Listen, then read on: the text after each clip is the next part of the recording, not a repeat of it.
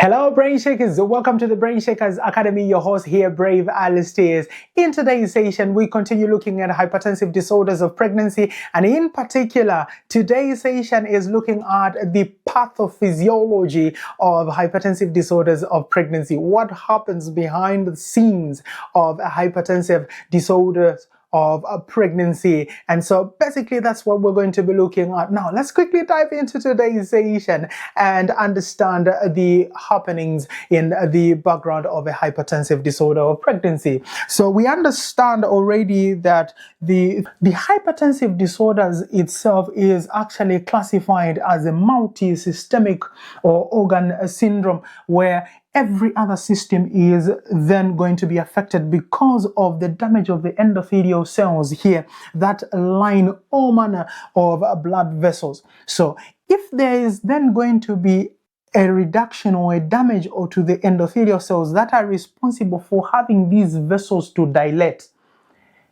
meaning that this vessel now is going to reduce in its diameter, and then it is going to be a constricted blood vessel instead of what it was supposed to be, which is its dilated state, because you don't have the endothelial cells in there. So the reduction in lumen of the blood vessel is going to then force the heart to be pumping blood at a higher pressure to get the blood into a narrowed lumen as compared to what it would have been pumping blood at when you had a more dilated vessel. And this reduction in the lumen size increases then the vascular resistance, and that is going to give you a raise in the blood pressure. Now, a raise in the blood pressure then will also mean that this will then culminate into a raise in blood pressure everywhere in the system. It means that blood that is circulating everywhere,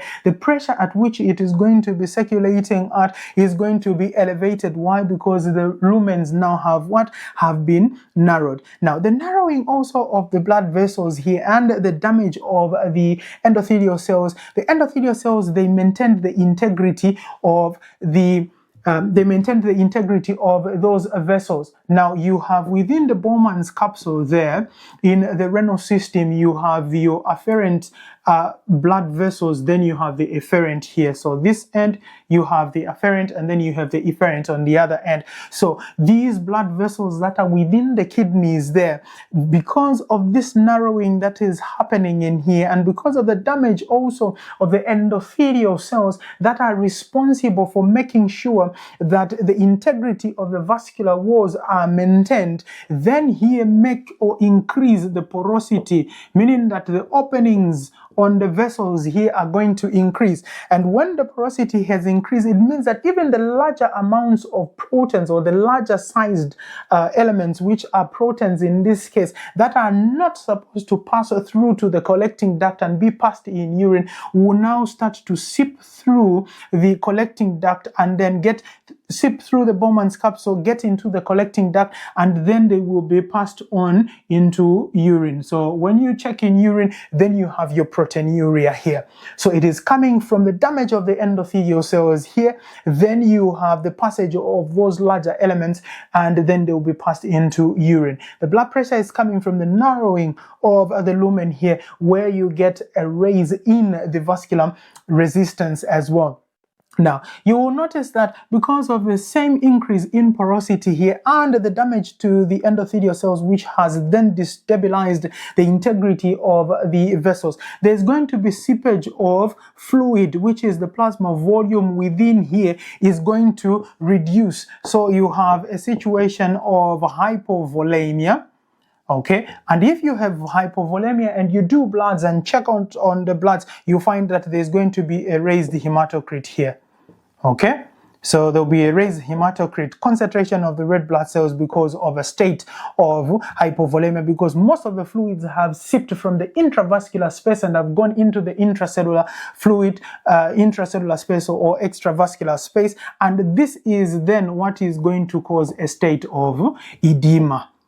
okay, because of the seepage of fluid from the intravascular space, then causing hypovolemia. Then you have on the outer end where the fluid is going, you then have a state of edema. This is a common occurrence in pregnancy, but within the physiology of the hypertensive disorders, the seepage of the fluid into the extravascular space is then going to cause edema. And this explains now why you are going to be monitoring the intake and the output. Why? Because these endothelial cells are everywhere in the system.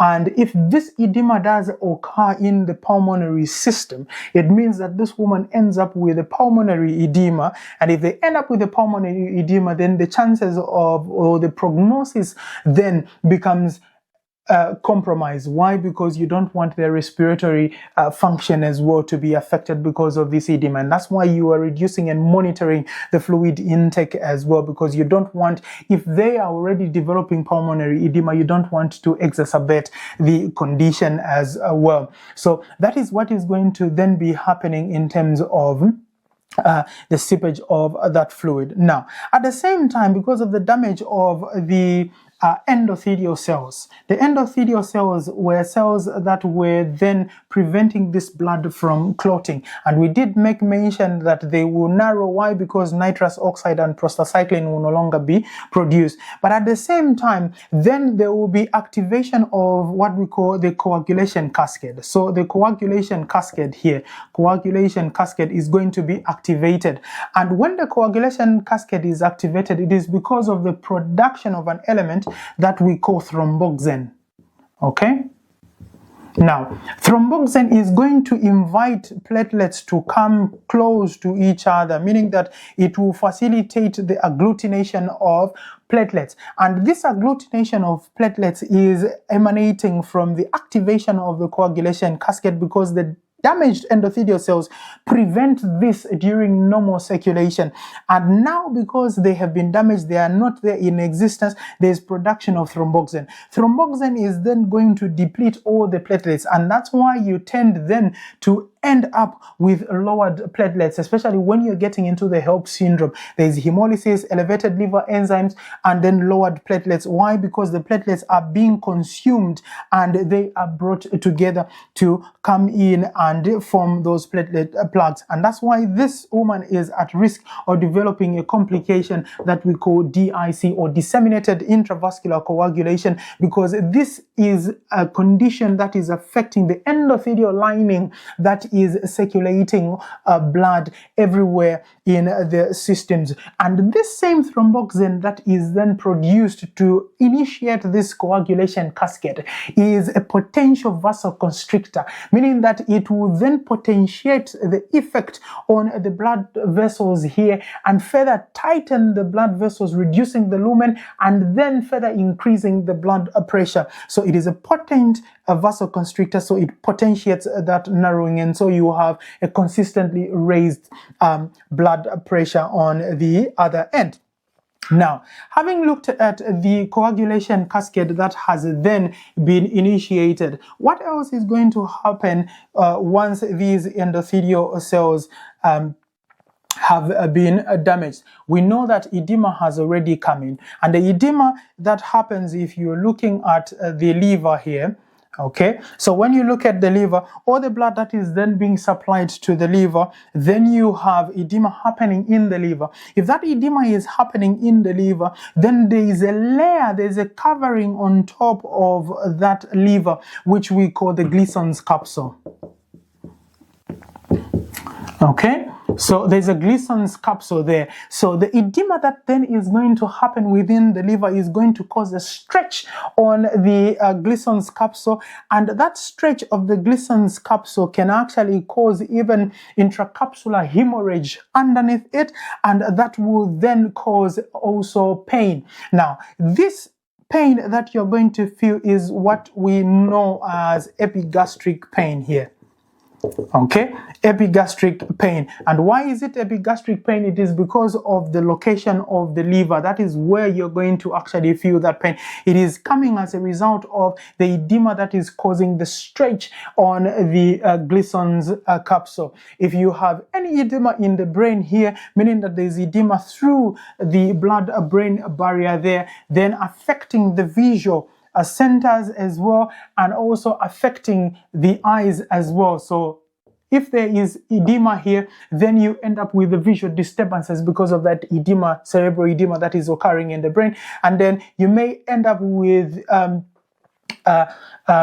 a pressure as well because of the edema that is being exerted within the eyes here, and then you have all those visual disturbances. And remember that the control center of the eyes is just within the brain there, so meaning that all that optic chiasma that you're supposed to have nicely fixing that image on the retina is going to be altered because of the edema that is happening in the brain, and now you no longer have a proper fixation of any image onto your retina, and then you have all those blurred vision coming into play. We have looked at what happens in the kidney, we have looked at what happens in the liver, and also in the heart. Because of the raise in the blood pressure here, you notice that the heart is obviously going to be strained, and it will be pumping blood at higher pressure. And within the blood, obviously, there's going to be hypovolemia as well. We've talked about the hypovolemia. Then in the clotting time here, this is the prothrombin time, which is going to be increased also